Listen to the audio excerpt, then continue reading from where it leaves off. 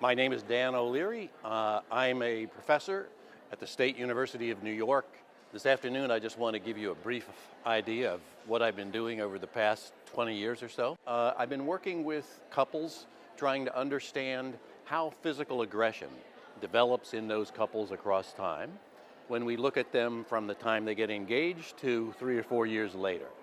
We got interested in this because I had been working with batterers and the more aggressive guys, but we wanted to find out, how does it start? How does it develop across time? To our surprise, what we found was that about a third of women reported that their partners, to whom they were just about to be married, were already engaging in physical aggression. But fortunately, physical aggression is something that decreases across age.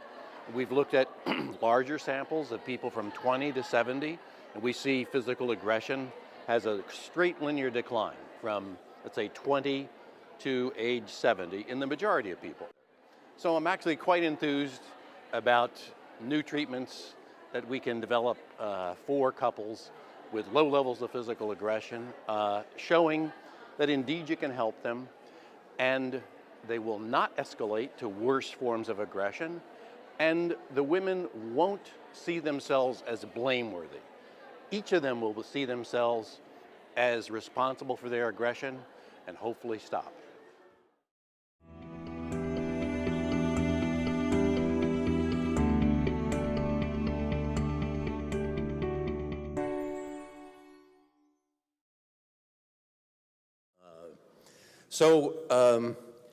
Basically, what I'd like to do is talk about the treatment of aggression and to talk about how aggression in couples can be treated in a dyadic or a couple context. So as you can see from the slide there, I have a story to tell that, in my opinion, I think is a good story because it's a position paper in which I hope to document for you that, in fact, you can treat couples if they have low-level forms of aggression. Not all couples, but if they have low-level forms of aggression, I think that they can certainly be treated. I want to talk about how common couple aggression is, how common physical aggression is between husbands and wives in the United States, Canada, and elsewhere. And I want to talk about how such aggression is often reciprocal.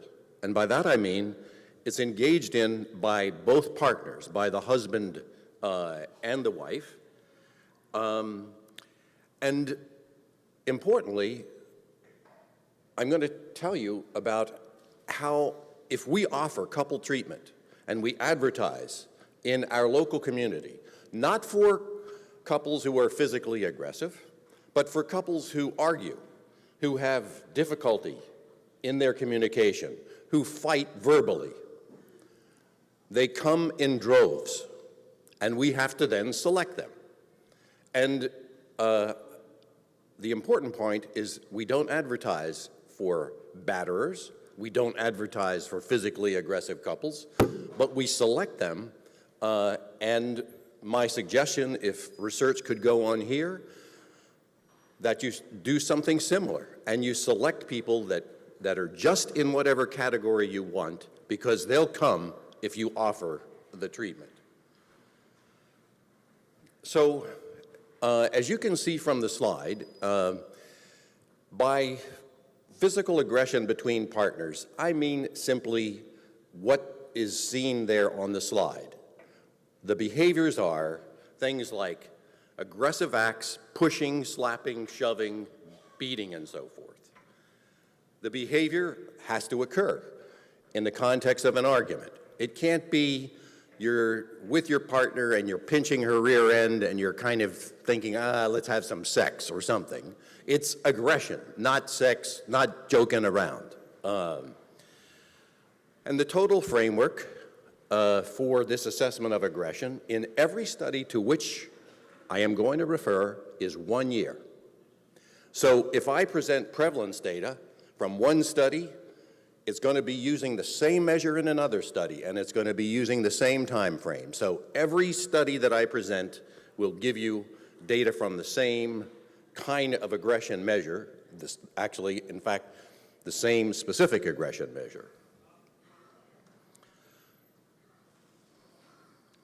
So first of all, you can see on this slide that I present information first about how common is physical aggression in representative populations, populations that truly represent some region of the country or they represent the whole country. As is in the case in the first study on the slide, it's a study by Murray, Strauss, and Gellis, and I'm first going to present data simply about male to female aggression.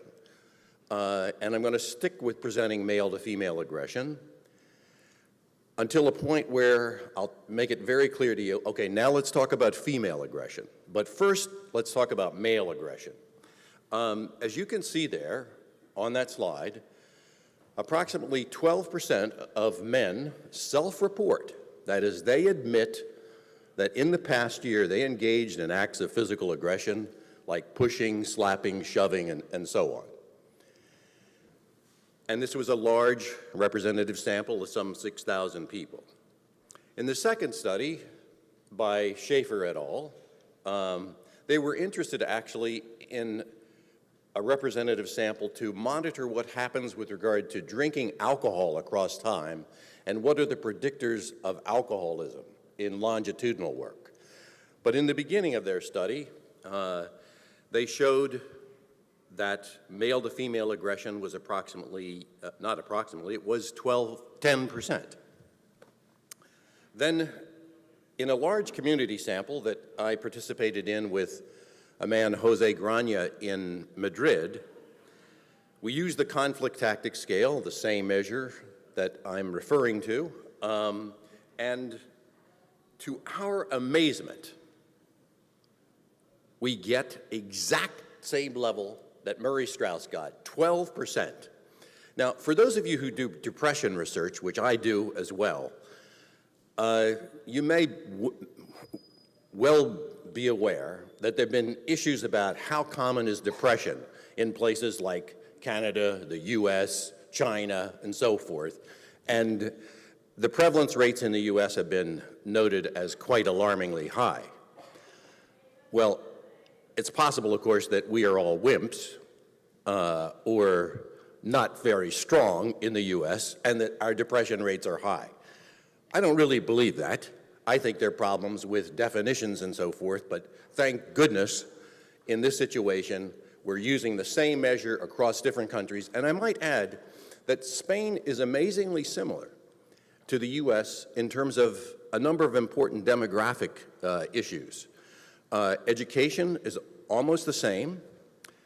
Their healthcare indices by the World Health Organization are actually higher than the US, maybe not higher than Canada, but they're higher than the US. There's one difference. They drink more. But I have fun doing that there. Frankly, it's done often in the context of real social events, not what happens in Ireland with my heritage, where people drink and binge on the weekends. So to come back to the issue of Spain, quite similar in terms of demographic factors, and very similar in terms of the prevalence of partner aggression. Now, after studying men who are called batters with a man named Alan Rosenbaum in the early 80s, the National Institute of Mental Health interacted with me and they said, you know, we'd really like to get an idea of how does physical aggression start in relationships. So we got funded to follow 400 couples across 3 years. We got them during their engagement period, and we assessed them 2 months prior to their marriage. And the issue was what happens across time with these couples, which I'm not going to get into except to first talk about the issue of the prevalence of physical aggression in young married couples.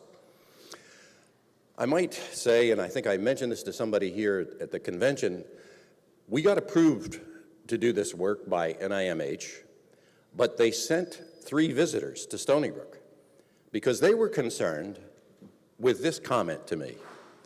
Why would any female who's about to get married tell a psychologist that they engaged in pushing, slapping, and shoving? Who's going to report that to you? I said, I'm not sure, but Murray Strauss has some data, and he shows that physical aggression prevalence rates are related to age, and younger people engage in more physical aggression. Well, so we looked at those people, and as you can see on that slide as the second group, we had 32% of the people saying that they engage in physical aggression. 32% of the men said they engage in physical aggression against their partner. Now, to go back to the first item on that slide, one concern that exists when I go someplace else and present data is, oh, if I first present data on 32% of young married people from New York, the comment often is, oh, well, you're from New York. And I don't know if this was seen here in Canada, but some of our previous mayors actually had to issue edicts to the taxi drivers, to the hotel people, to the concierges, to say, you have to be more polite. New York has a bad rep. So I was concerned. Are our rates similar or not? Now, I should mention something to you, because some people have asked me, where is Stony Brook? Stony Brook is 55 miles out on Long Island. We are not in New York City. We're a suburban community, an old whaling village that is right on the water, on Long Island Sound. So the couples that we were seeing are suburban couples about to be married. And fortunately, I was working with a man named Elliot at NIMH, and he had a sample of individuals that they were following to look at smoking and marijuana use across time. So we used his data from 25-year-old people, and as you can see there, they had 37% of their young men reporting physical aggression. Finally, in a study that we did in 2007, random digit dialing in our own county, we again found a rate of approximately 36%. So now let's step it up. So we got 10 to 12% in a community population, random selected community population. You go to young married couples or young people and you're getting around 30%. But now let's talk about the people that may come to you in clinics. Clinics that serve families, clinics that serve kids, clinics that serve to provide parent management training, and so on. And what you will see here is that at our clinic at Stony Brook, a marital clinic, where I must admit, many years ago, I never asked about physical aggression. I wasn't trained in it. I didn't know about partner abuse from graduate school. And for some 15 years, Dina, Vivian, and I ran a marital clinic, and as I said, we never asked. But we decided in 1992 to start asking, to find out how prevalent is physical aggression. Now, as you can see there, the rate is almost half. It was almost half in Maryland. And in Indiana, not far different. The bottom line, roughly half of women, or I'm sorry, I should say men, report physical aggression in their relationships. And these are people that are coming to clinics. And I'm going to talk very straightforwardly about what do we do about that? What are the implications of that? But first, let's talk about, do women engage in physical aggression against their partners as often as men? And let me say, when I'm first addressing this issue, I want to be quite clear that I'm addressing the issue with regard to samples that are obtained usually through community samples or their representative samples. I'm not talking about the samples that may be in a shelter or that the husband or partner may be a batterer. But in representative samples, as you see there, it's almost the same. Now, in adolescence, it's clear from many different studies, but I'll give you one, the rates are higher for females than men, or than boys, perhaps I should say, and they peak at around 17 years. I had previously written and hypothesized that aggression would peak at around 25, but with a group in Spain where we were able to use a snowball sampling approach and get hundreds of people from age 16 to 26, we were able to see that the aggression starts a little bit low at 15, goes up to about, or 16, goes up to 17, peaks there, and begins to fall. But importantly, since I'm talking about female aggression, the rate of female aggression was higher than the rate of male aggression. And that's true if you look at self-reports of the females and self-reports of the males. But there could be some doubting Thomases among you who say, O'Leary, I don't buy what you're saying. I don't buy that females are as aggressive as men. And I'll make clear, I don't quite buy that either. But I ask you to stay with me for a minute. What if we said, we'll take the reports of females as the truth about their behavior and about their partner's behavior? As risky as that can be, but for a moment, let's regard them as truthful. What happens? In study after study, and I could provide you the documentation, females report that they engage in more aggression than their partners engage in against them. In the US, Spain, I assume Canada, but I don't know. And where you see this most clearly is in young people. And it's been easier for me to talk in the past maybe 7 to 10 years about aggression in females because developmental psychologists have been really looking into the issue of what's called relational aggression among females who are in 6th, 7th, 8th grade, where they do things like spread rumors. She's a bitch. Don't trust her. She'll knife you in the back. All sorts of negative things where they're trying to isolate this person from the rest of her group. And I presume any of you have daughters, nieces, know kids that are 12 to 15 or less? No, some females do some pretty nasty stuff, which allowed people like myself to relate to that kind of aggression and actually even look at it in a sample that we're looking at in Italy, where we're looking at whether relational aggression from 12 to 14 predicts physical aggression against dating partners at, let's say, 17, 18, 19. So there's been more acceptance of the notion that physical aggression may exist, admittedly at low-level rates, to be sure. But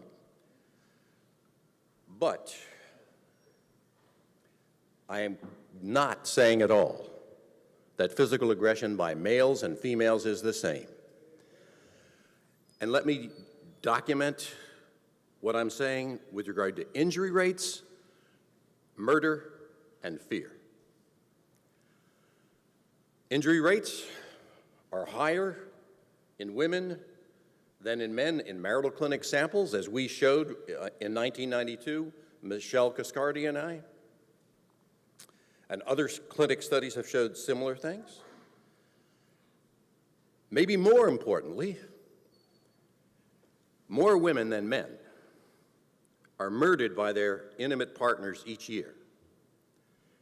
And if you see that slide, you see that the rates are markedly different. 3 times the rates. Now, this is US data, and I know you can say, yeah, you guys have those guns, and nobody wants to get rid of them, or at least a few people don't. And it's a problem. I might add parenthetically, though this is not political speech, I served on the Center for Disease Control Review Board in Atlanta. A study was approved to look at whether having a gun in the home was predictive of whether you kill your kid or you kill your wife, as had been documented in one study before. You Canadians are going to have to help, because there is a law in the US that prevents federal money to be used to address issues of guns. To me, kind of unbelievable that you can't. This study would have been funded, but it was prevented from being funded. And you won't see any others for a while. But it's a little bit off topic, except to say that women are murdered a lot more than men in the US. But you could say, Dan, these rates pertain to people that are way out there on the continuum. What about people that are more like the ones that you and I see every day? Well, in the third study on that slide, you can see that fear ratings are higher for females than male victims of partner aggression in a randomly selected sample that we collected. And female victims show more depressive symptoms than female victims who are not depressed. So whether you're talking about fear, injury, or murder, there's a difference, to be sure. And I want to make clear that I am not at all saying that although physical aggression is common, particularly at low levels, for males and females, I am not saying physical aggression by men and women is the same. They're clearly different, with aggression by males having a much more negative impact that has to be considered when we think about treatment and what treatment options exist.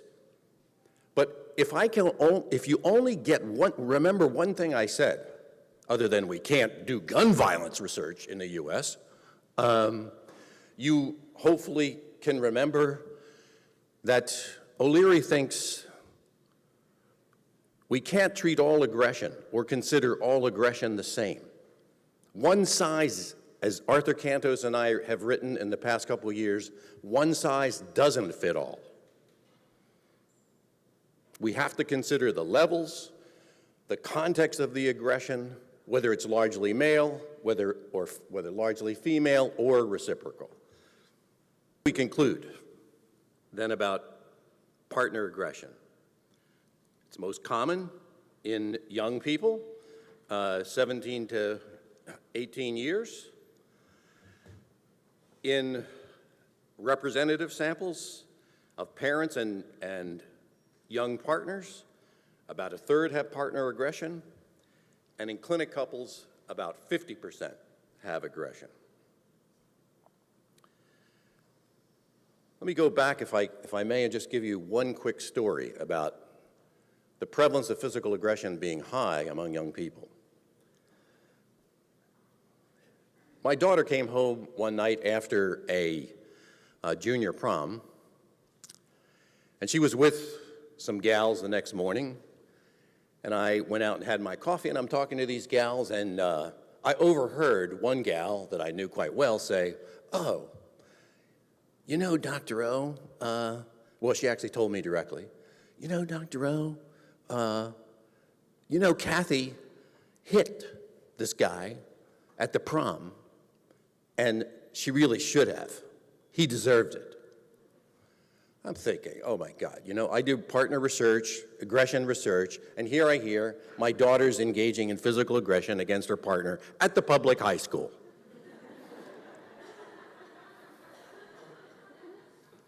And I think Maury France can tell you, my kids are not the local dirtbags. They're not the local drug addicts. They're okay kids. But she engaged in physical aggression against this guy. And I said to her, this is just the kind of thing that we study. Oh, you make a mountain out of a molehill, you exaggerate, it's the problem, whatever.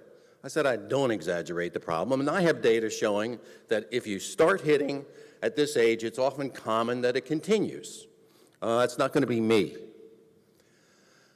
Well, it turns out that was just the initial dance. She started going with this guy. He went to Harvard. She went to another quite nice school in Boston, and they went together for a year and a half. As far as I know, they didn't fight physically again.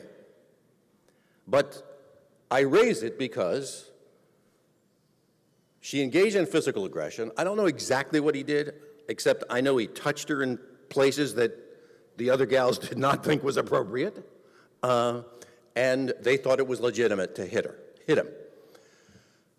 I don't.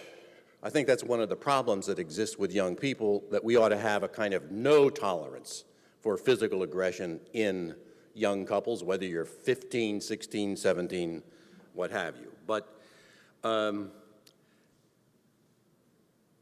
wanted to tell you that story having to do with the fact that the first item on this slide is it's common in young people, and it peaks around 17, the exact age my daughter was when she slapped the guy at the prom.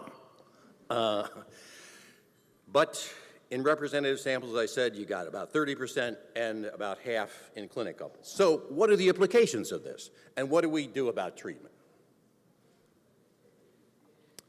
Well, one issue is, can some physically aggressive couples be treated in a dyadic context? Do all aggressive men need batterer programs no matter what the level of physical aggression?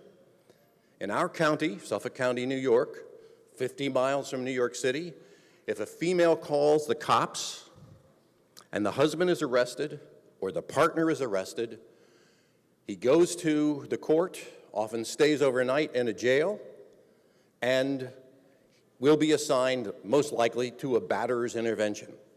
Whether he pushed her once, slapped her once, or whether he beat the crap out of her. Whether he had a drug problem, or whether he is hardly ever a drinker. But clearly, I don't think that all people who engage in any level of physical aggression need a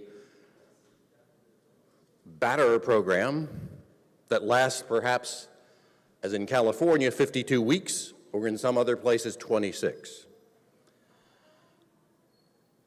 Well then, which couples might be appropriate? Well, basically, in terms of telling this story, what I would like to try to portray to you is this. If you select people in a way that I'm going to discuss, whether you're in your private practice, whether you're in a research facility, a university, hospital, wherever you are, I think you can be successful. And I do some of this myself. I spend 8 hours a week doing clinical work. I have for years. And I treat people this way. And I'll provide some data to show you what happens.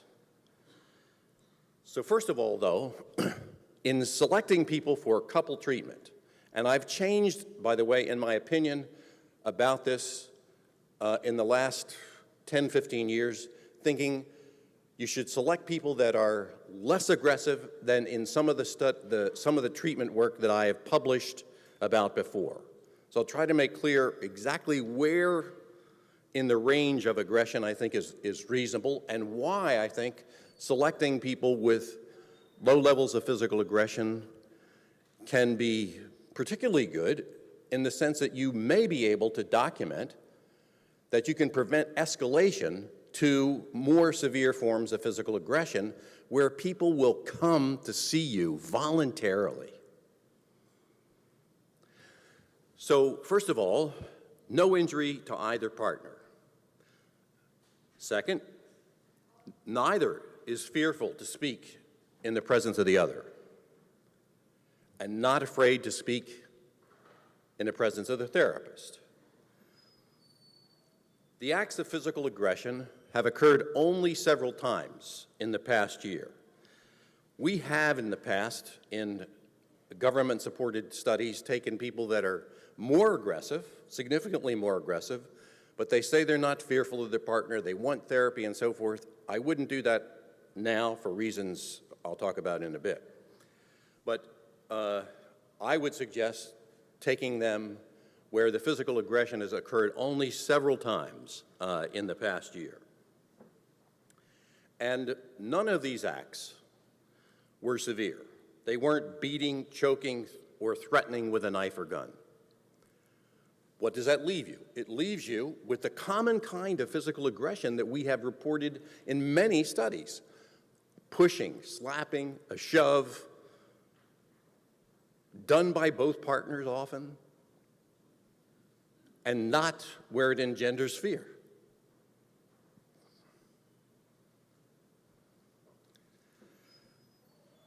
So you could ask, why is there a controversy? Why is this issue controversial? Well, people have been against couple treatment, at least in some places in the US, like Colorado, where you cannot use government-funded money to treat couples if there's been any physical aggression in the past either 6 months or a year, depending upon where you are in Colorado. So some places have taken a stance, a very strong stance against it. A number of people have taken stances against it in professional writing. So we can ask, were those concerns reasonable? I think some of them were. And let me talk about that. One concern is, if you see couples together who have communication problems, maybe they fight and so forth, if you now get the husband and the wife together, and the wife feels comfortable with you as a therapist, and she begins to unload about what a son of a gun that guy is, and tells you some really bad stuff,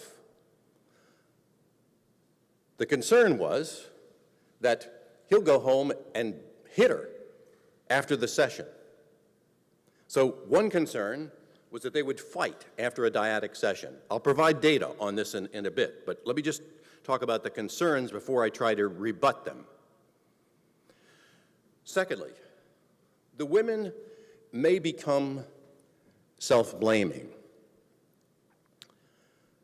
If you conceptualize physical aggression between partners as part of a dyadic process in which people will argue, and it is the arguments themselves that are the single biggest precursor to aggression. Again, arguments 90% of the time precede physical aggression. Well, if you also then say, we know that in your situation, if you're talking to this couple, we know that both of you have engaged in physical aggression against one another. And sometimes it may be initiated by you. Sometimes it may be initiated by your partner. The concern was, if you're saying that to females, will the females not think to themselves, oh, then I'm responsible for the aggression? If you have a dyadic model and you say often aggression is reciprocal, each of you may have done it, are you saying to them, you're responsible? And will then, more importantly, will the female then take on self-blame for what's happening in the relationship? I'm going to jump ahead a little bit and address each of these issues, because in our NIMH study, we were actually funded to address these concerns. We had couple intervention, and we had gender-specific intervention, where we'd see the women alone and the men alone, compared those two types of treatments for physically aggressive couples. The aggression was higher than the kind that I'm mentioning, but for people that were not fearful of their partner. But a concern, well, we had the two concerns that are mentioned right here. Will they fight more after the session? In anticipating this as a potential problem, we told each therapist at the end of a session, if you believe that one of them is getting steamed up and emotionally dysregulated, it is your job to take 10 minutes after the session and speak to that person individually. It is also your job to call the couple or ask the couple to call you when they go home, to make sure that everything is safe. So we anticipated there could be potential problem, because on some occasions maybe people do unleash a lot of negative thoughts about their partner, and it engenders significant anger. But it can be done in a fashion like we did, and let me say that we had weekly sessions across 20 weeks looking at whether physical aggression happened after a session, and fortunately I can say with that kind of protection, it did not. But what about the second issue? The women may become self-blaming. We looked at attributional factors, and we did not see that there was more self-blame. But I will make one thing clear.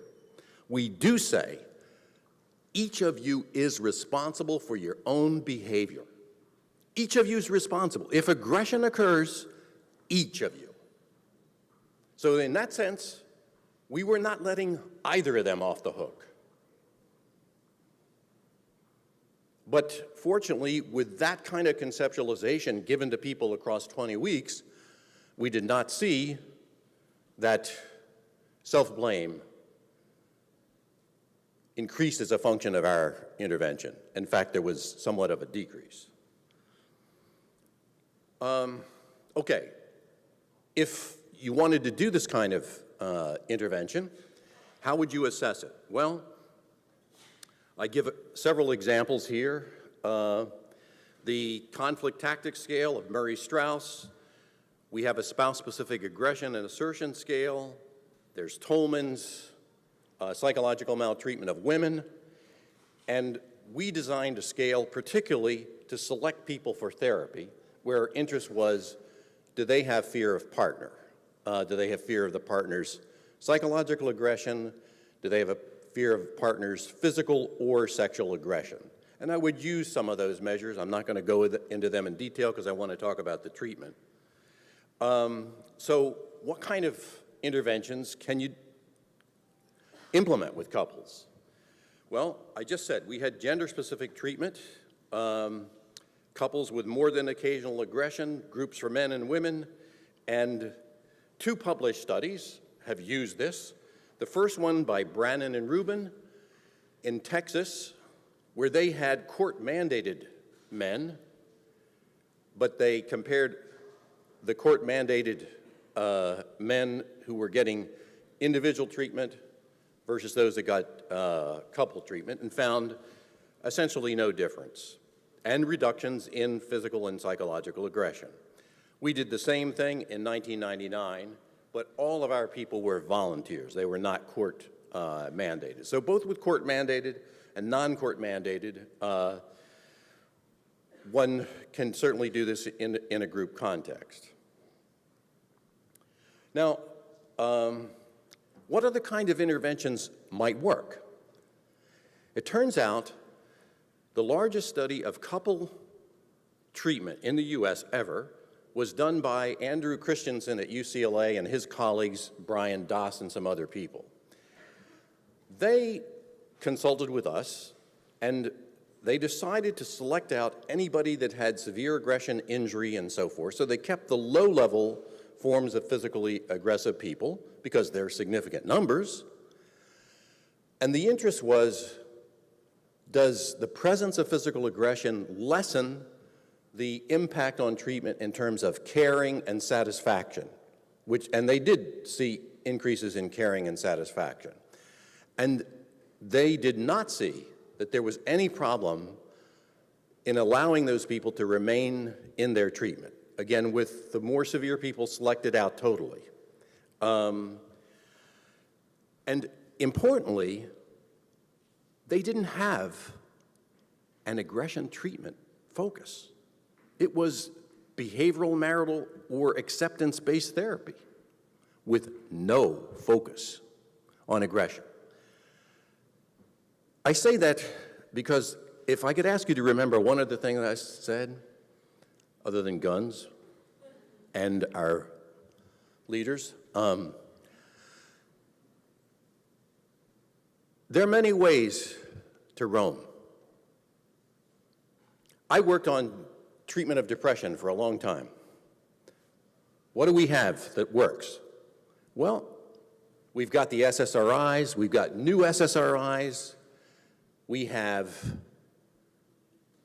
Beck's cognitive therapy, we have jogging, which in 2 to 3 studies now shows pretty much equivalent effects of Beck's cognitive therapy for individuals.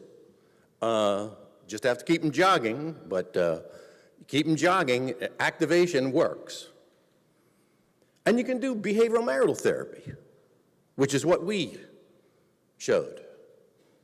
But interestingly, we showed that if you take depressed women and treat them with their partners, not only do they get better with regard to depression, a year later, the ones that get marital therapy are less likely to regress.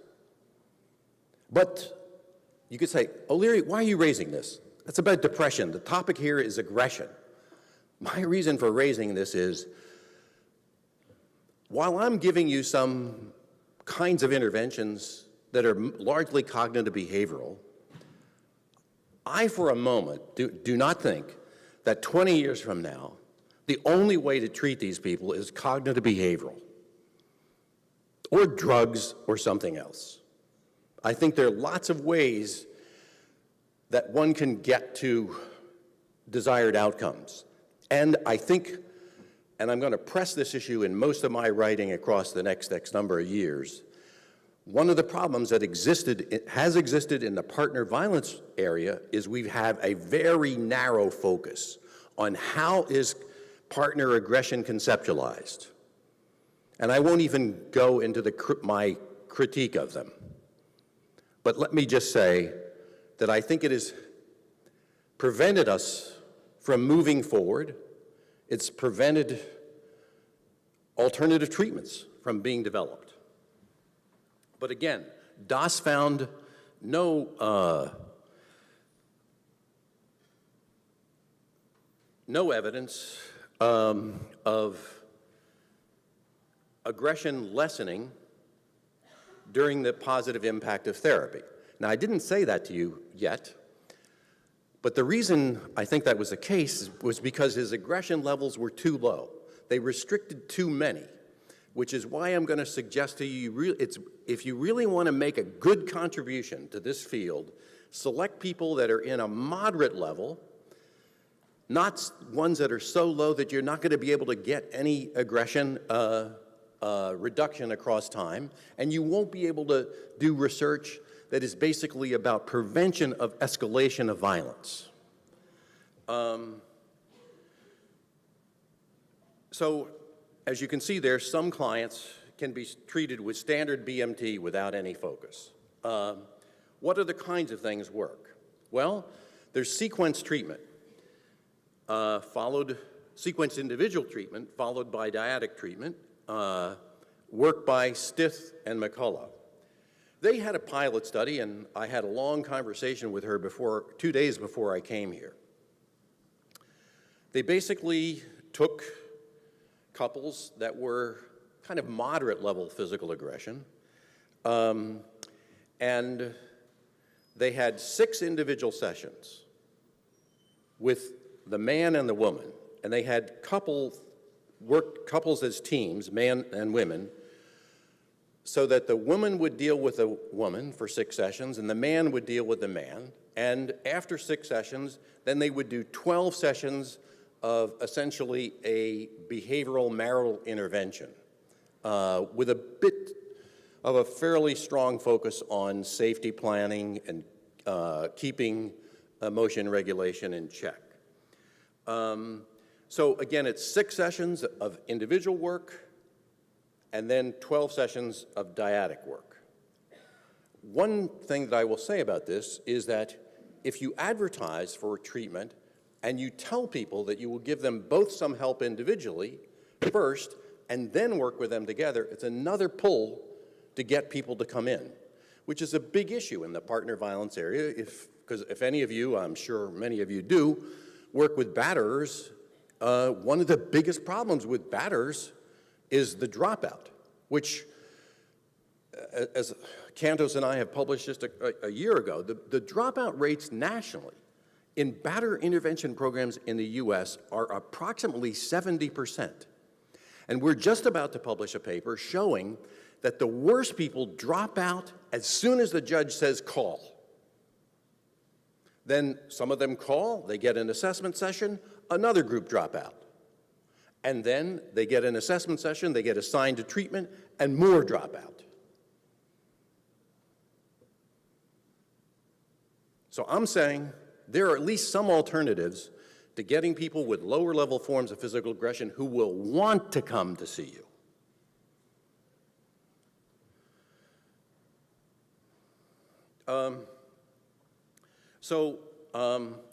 In terms of how I would proceed, I would have a couple individual sessions with the partners just to assess, before I even work with them individually, to assess the characteristics of the partner that can be accepted, those that need to be changed. I want to get a good sense of the level of psych aggression, since frankly, there's some people with psych aggression with almost no physical aggression that are worse for me to treat than those that have low-level forms of physical aggression.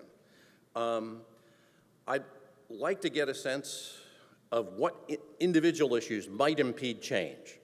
Alcohol, perhaps, one being too compulsive, and so on. And I would have some safety planning.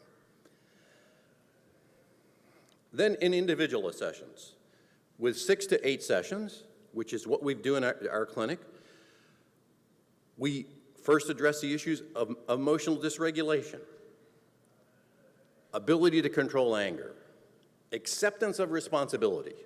Each of the people are seen by these individual therapists, and the emphasis is you're responsible. And what's the justification for aggression? You saw several presentations yesterday where in a batterer sample, you saw that justification was predictive of partner aggression, and I think that kind of research suggests one has to look at how are these people justifying the aggression to the partner. And in individual sessions, which I find much easier to kind of challenge somebody than in the presence of their partner, because you're not then calling the person the crazy one. You're working on something, hopefully, that they want to try to change and move ahead. And the individual sessions, as I couch them, are like this. We want to treat you individually because marital treatment is something you can profit from if you're ready. But if you're not ready, it can actually be bad. If you're just going to come in and dump on one another, if you're going to curse and swear and so forth and give me a headache, I don't need this. And I'm going to make a judgment about when I think you're ready to go to marital therapy or not. Implication, buddy, if you don't get your acting together, I'm not taking you as a patient. I'm not taking you as a couple patient. So particularly for the husband, but also for the wife, there's a lesson I'm saying. Get your act in gear on a weekly basis. I'm going to be talking to both of you, and my partner, my female therapist partner, is going to be checking in with your wife to try to make sure we're getting the full story. So, as I say there at the end of that slide, basically one moves to dyadic intervention only after the therapist judge that each partner is okay to go.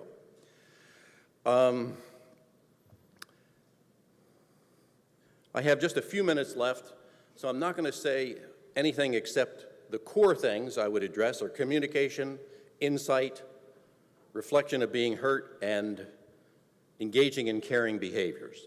And I'll make these slides available to anybody here who wants it. What's the likelihood of success? Since I said to you when I started, I intended to tell you a story. And I hope that I have a good story with some success rates and projected rates that I think could be successful for any of you as clinicians or researchers if you select the right people. We've got DAS, we've got our own work, STIF, and so forth, and I think treatment success seems very likely. What are the challenges, though? And I'll stop in a minute. Take low-level forms of aggression and show reductions in both psychological and physical aggression. Initial moderate levels, not too low, but not too high. If it's too low, you're not going to show any reductions, which is what happened with the big California study.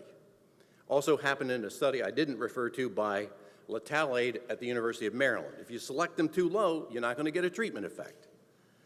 If it's too high, then you play into the concerns that are legitimate, that some people have said maybe dyadic intervention is not appropriate in high-risk people. Show changes, not just in psych and physical aggression, but in satisfaction and caring. And follow it up 6 months, a year, if you could 2 years, and show you can prevent escalation of partner violence. And there's not a single study yet published that does that. I challenge any of you, if you could here, do it. It can work. I thank you.